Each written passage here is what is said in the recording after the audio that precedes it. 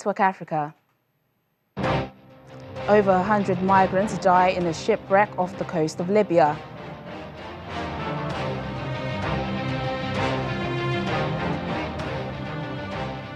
Ethiopians and Eritreans celebrate the reopening of two key crossing points after over 20 years of border dispute.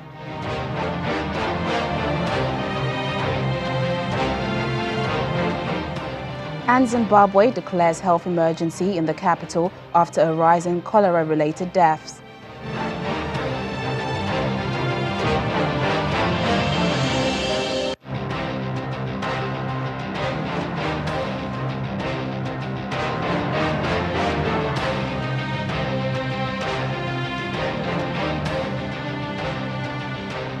Hello and welcome to the program. I'm Teniola Shibowale. Begin in Libya, where aid agencies say more than 100 migrants have died in a shipwreck off the Libyan coastline this month.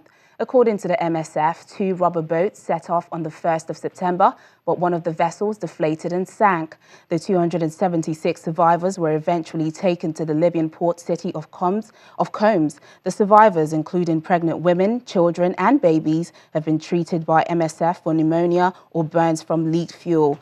The International Organization for Migration says more than 1,500 migrants have died while attempting to make the journey to Europe this year. As part of efforts to sustain the newly signed peace deal in South Sudan, representatives of refugee citizens living outside the country have met with the parties involved in key peace negotiations. The meetings aim to ensure refugees play a significant role in the peace efforts to end South Sudan's devastating civil war.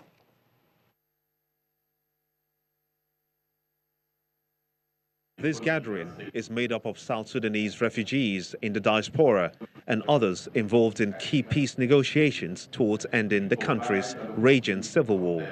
In a meeting held in Khartoum and organized by the United Nations Refugee Agency UNHCR, refugees unite their voices to share their views and expectations and to urge parties to the agreement to find peace for the millions of civilians whose lives have been uprooted by the conflict. First of all, it concerns them.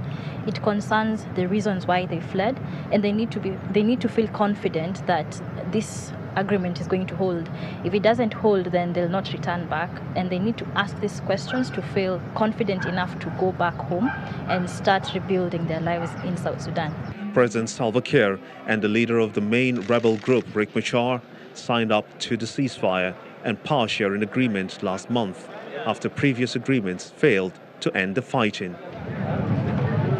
The conflict, which has been fueled by personal and ethnic rivalries over the last 4 years, has killed thousands, displaced an estimated quarter of South Sudan's population of 12 million, and ruined its economy, which heavily relies on crude oil production. Civilians have fled extreme violence, human rights abuses, and unimaginable level of suffering. Concerns have been raised on how the peace agreement will affect the rule of law, security, land rights, the economy, education, and healthcare in the country, among other issues. That before the peace agreement is signed, that those who decided to initialize that peace agreement explain to refugees why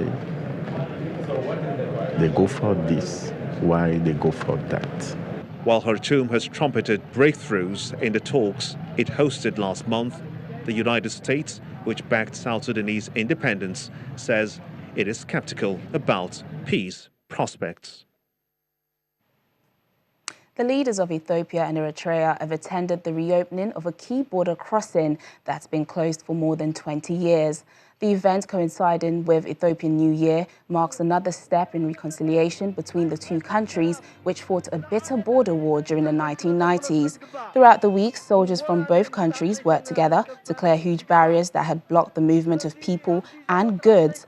In July, Eritrea and Ethiopia signed a peace deal restoring diplomatic and trade relations. Zimbabwe's health officials have declared a health emergency in the capital, Harare, as the death toll of people infected with cholera rises to 20. Health Minister Obadiah Moyo says the health emergency will enable the government to contain the disease. He adds that at least 22,000 people have been infected after drinking contaminated water. This comes after a sewer burst open, contaminating water, which are being used by residents of Budiroro and Glenview. Harare City Council has struggled to supply water to some areas for more than a decade, forcing residents to rely on water from open wells and community boreholes.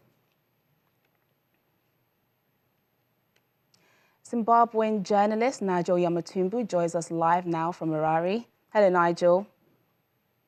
Yes, hello, how are you? I'm fine, thank you. Nigel, what more can you tell us about the health emergency declared over the cholera outbreak? Yes, finally, as was largely expected, government has now declared it a state of emergency. I think the call has actually come a little late, considering that not only has this cholera outbreaks been widespread now, but there has not been really forms of emergent interventions to try and combat the situation.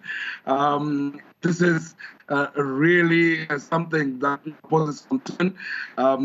As yes, official figures are 20, but there is the suspicion that they could slightly be higher, as well as the numbers that continue to flood the clinics and the public health facilities.